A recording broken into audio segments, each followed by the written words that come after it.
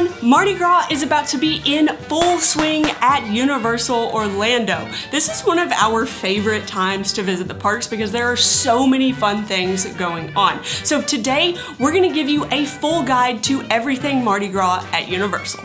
This event has really become like a food festival over the last few years, and it looks like this year isn't going to be any different. And just in case there's any confusion, we are not complaining. We're 100% here for it. We love it. There are all kinds of food booths that have already gone up all over Universal Studios, which is what we've seen the last few years, but there are also some food booths in City Walk and even in Islands of Adventure. And I could be wrong here, but I feel like this might be a first for Islands. I don't think you're wrong because I don't ever really remember seeing them over there. It could be long enough that we just don't remember it, but it's been a while if they've ever been over there. Universal also hasn't released the official menu items yet, but I mean, that has to be coming soon. And this is where they would put the menu, if they had one. Here's the thing. On the website, they have a little disclaimer. It says in-park menus coming soon. Something like that. The problem is, so is the event. We're 4 days away by the time you are probably seeing this. Yeah. So that's an issue. They could be going all out on the theme. And I was thinking about this. You know how when you get a king cake and there's a baby in it and it's a surprise? They're just gonna surprise us with the menus. Whoever is the first one, it walks in there, I don't know where, I lost kind of where I was going with the analogy, but it's a surprise. One of the things that they have announced that is returning are the food and beverage cards, the discounted food and beverage cards. So I believe you can get a $75 value card for $65, and then if you are an annual pass holder, you can get a $150 card for $120. I guess long gone are the days of the tasting lanyard.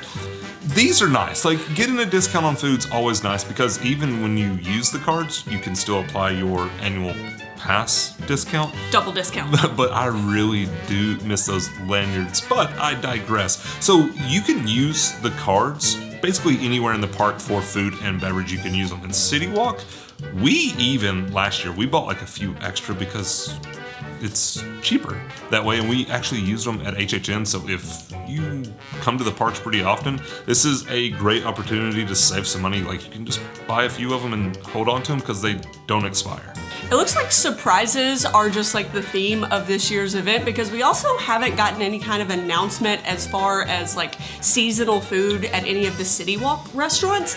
So it's kind of become the norm for Twosome to have some type of seasonal milkshake when we have events. Yeah, and it's always really good. Oh, yeah. Generally, it's some sort of king cake or whatever, but this year they could do a beignet one. That would be really good. That would be delicious, and don't worry, if that happens, we'll try it and let you guys know how it is. Also, Voodoo Donuts typically has a themed donut for whatever season is going on. I've got an idea there too. Okay. A beignet donut. It sounds like you just have beignets on your mind right now. I always do. But the hotels are also going to have some Mardi Gras food, and shocker, these have actually been announced already, so you can look on Universal's website and see all of the seasonal food and drink items that they have. And it does look like that they've reused some of the food items from last year because I did recognize those king cake pancakes at Royal Pacific. I remember seeing those last year, and we didn't go get them, but we might have to this year. And you can't have Mardi Gras without a parade, and this year is no different. The parade is returning to Universal Orlando. And even though the parade doesn't really change year to year that much, it's still one of our favorites. It will be there opening night, and it wouldn't shock me if we watched it, 10 more times throughout the year. On the other side of that, the Christmas parade. We love the Christmas parade, but we watched it twice. I think one of the reasons that we like the Mardi Gras parade so much more is because it's interactive in more than one way. So if you're standing on the side of the road watching the parade, you get to try to catch beads that the float riders throw at you. And then I caught some though. And then there are also a couple ways that Universal gives you a chance to sign up and actually ride on one of the floats and be the people throwing the beads. I don't know if you know this. I've been practicing throwing beads, and not just in here throwing them to you. I've been actually practicing. What do you mean you've been practicing?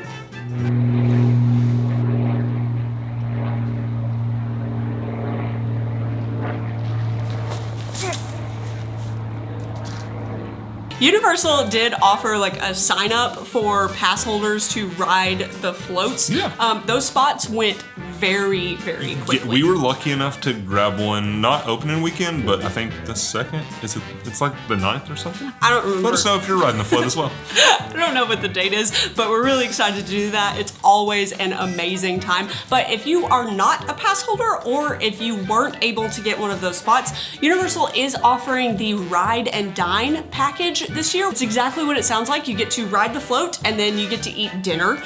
So this package is $84.99 per person. And so of course it comes with a reserved spot on the float to ride. And then it comes with a 3-course meal at Finnegan's, Lombard's, Cowfish, or NBC Sports Bar. I was hoping you said, you didn't say or. Just all of them. Yeah. So their website does say that you get to pick an appetizer, an entree, a dessert, and a non-alcoholic beverage from their normal menu. So it's not like a preset. Oh, it says like full menu? That's what it says.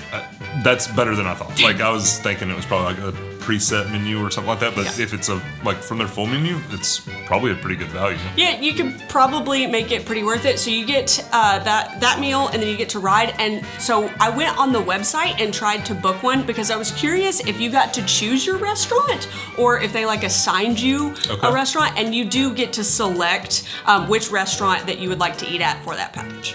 That brought a thought to mind. So we have been more and more stressing about getting dinner reservations, out in City Walk if there's a day that you're wanting to eat.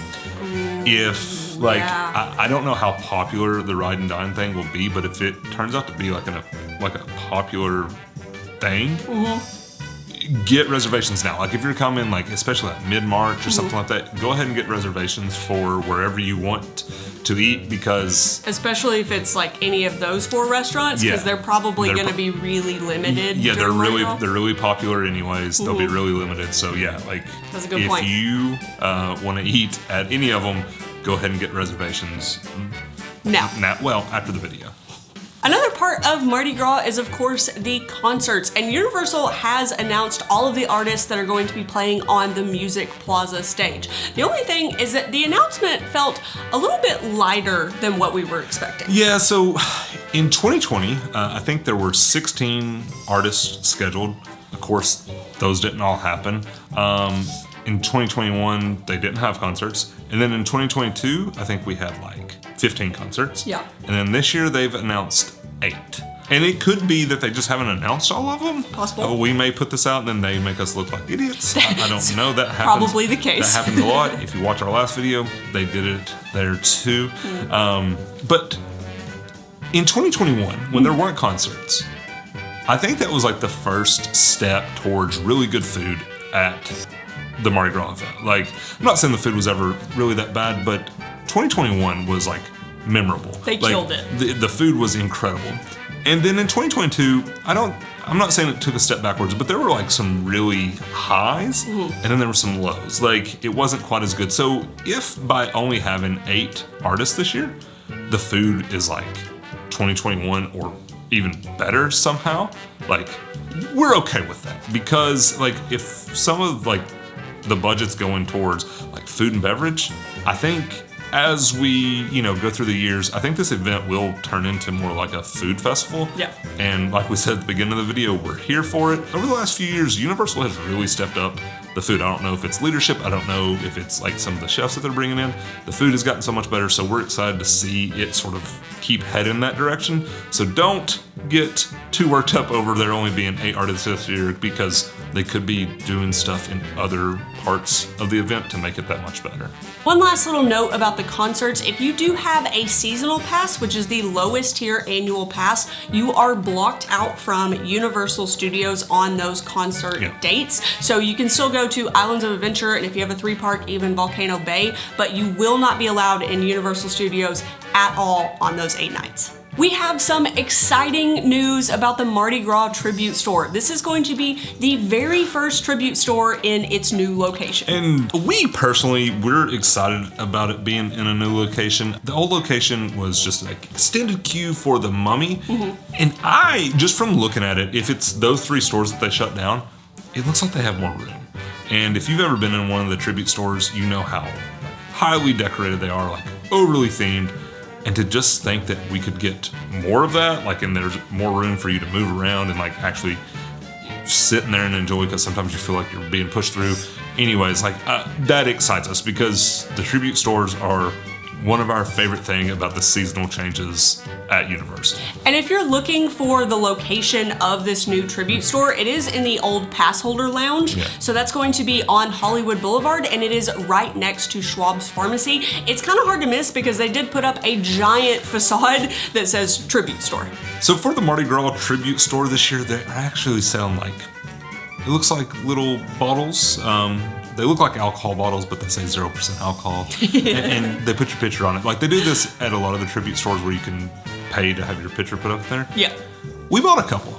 One of them will feature us, and then you may see another one that has some furry friends.